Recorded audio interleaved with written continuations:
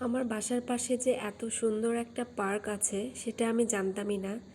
এখানে যাওয়ার পর আমার মনে হচ্ছিল যে এটা পার্ক না, আমরা কোনো মেলায় চলে এসেছি। কারণ এখানে এত দোকান ছিল, খাবারের দোকান তো ছিলই, সাথে কসমেটিক্স, বিভিন্ন রকমের হস্তশিল্প, অনেক কিছু ছিল। মনে হচ্ছিল যে এটা একটা মেলা। অনেক দিন পর নাগরদোলা দেখলাম, আর নাগরদোলা দেখে ইচ্ছা করছিল যে একটু নাগরদোলায় উঠি। আসলে এগুলো রাইডে আমি একটু ভয় পাই, বাট আজকে উঠবই, দেখে খুবই ইচ্ছা হচ্ছিল ওঠার জন্য। তো আমরা টিকিট কেটে দেন নাগরদোলায় উঠে পড়লাম। প্রথমে যখন আস্তে আস্তে ঘুরছিল মনে হচ্ছিল যে কিছুই হবে না, বাট একটু পরে এমন জোরে ঘোরা শুরু করলো যে মনে হচ্ছিল যে পেটে ব্যথা শুরু হয়ে গেছে আর কি, এরকম অবস্থা।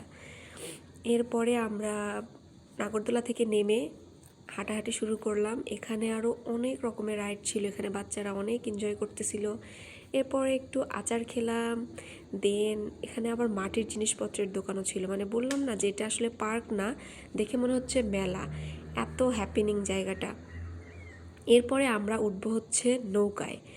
50 টাকা দিয়ে টিকিট কেটে নিলাম নৌকায় ওঠার জন্য। আর এটা ছিল হচ্ছে লাইফের একটা ভুল ডিসিশন, মানে এত জোরে নৌকাটা ঘোরে কি বলবো।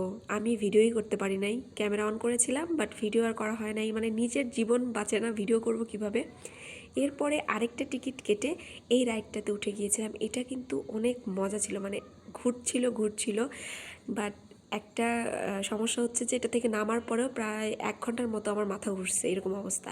এরপর একটু খাওয়া দাওয়া করতে গেলাম, মিষ্টি খেলাম। এখানে মালাই চপ খেয়েছিলাম আর স্পঞ্জ মিষ্টিগুলা খুব একটা মজা ছিল না, আসলে এই জায়গাকার মিষ্টি মজাও হয় না। এরপরে পেট ভরে খেলাম হলো ফুচকা। অনেক দিন পর ফুচকা খেলাম। 1 প্লেট ফুচকা খেতে আমি 4 গ্লাস টক খেয়েছি। তো যাই হোক, এরপর 1 কাপ চা খেয়ে বাসায় চলে এসেছিলাম।